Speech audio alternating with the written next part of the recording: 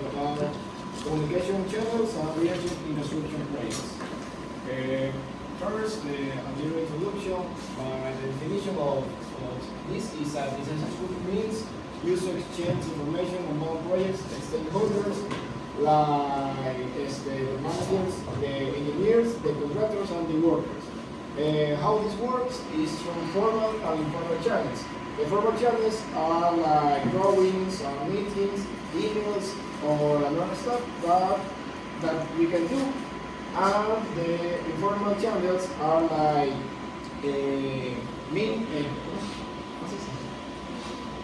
discussion in the site and talks to the worker in the moment. The purpose of this is coordination, decisions making, error reduction, and project control. The importance of this is poor communication is a major cause of delays, costs, overuse, and rewards. Well, let's go to start with a practical application about this subject. Well, we are going to start with a case that is, for example, we have a structural design that we have to change during the process. For example, we have to change a beam or a column. So there will be the main case of the problem. So what is the problem here? That the design modification is not properly communicated to the team workers or the people who is doing the beam or the column, for example, and it will be prejudicate the process of the project. So the consequences here is like we have some problems like reward, delays, one of the most important is increase of the cost. For example, the sand will be more expensive than the day that we have to do it.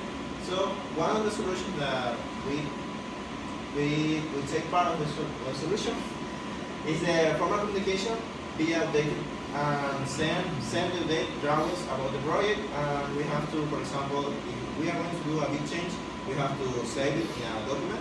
So, coordination meeting with the people that take part of the project. And now passing to the advances and limitations of the communication channels in project constructions. First, we have construction errors because information is clear and accurate to all the staff and personnel of the project, including the managers. We also have that input coordination among disciplines. We have such disciplines such as structural, architectural, also the water department. So all those departments can be connected and inform the advance of the project. It also enhances decision making because when the information is updated and everyone has it, it can be useful for all the persons working in the same project.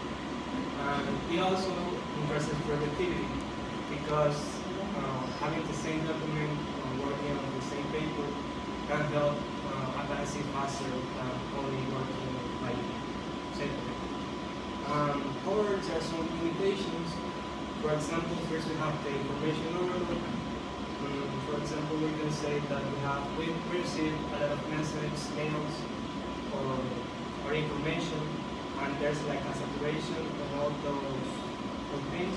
So one solution to this can be like one weekly or monthly, bi-weekly report, so information is not a lot and it's condensed in only one document.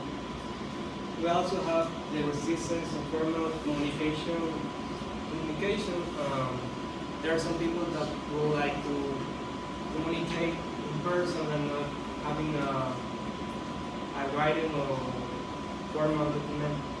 So if there's no record of the communication, it's going to be misunderstanding or having some problems with the communication.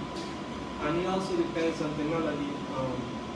So if there's no signal or Wi-Fi or internet, we can communicate in that way, and it's going to be not effective without good signal or internet.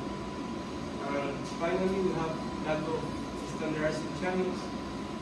In this one, we can decide only one channel to communicate, for example, WhatsApp or any other software that we can share information such as documents, papers, or reports. So that's the advantages and limitations.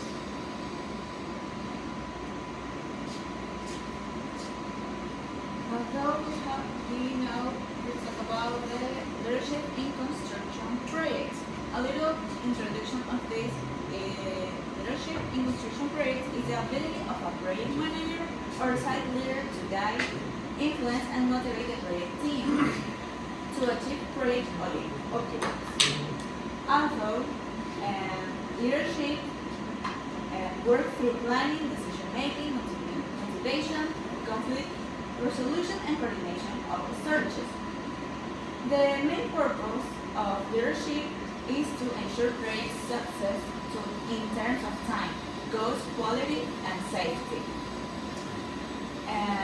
The importance of construction projects is to involve construction projects involve high pressure, safety risks, and strict deadlines, which makes effective leadership essential. We have the vertical division. In mind, we have the road construction. In this project, we have to allow this is there are many problems, such as low motivation by the workers, combination with the leaders, and some other conflicts. This is when the leaders either encourage, and they have also many free things, reorganizing the work teams, and motivating some of the workers to do the work. And we have as a result, we have to improve the productivity, better work, and the schedule recovery. This has with the advantages, disadvantages. We have some benefits, some high motivations, increased productivity, and conflict reductions, and this improves execution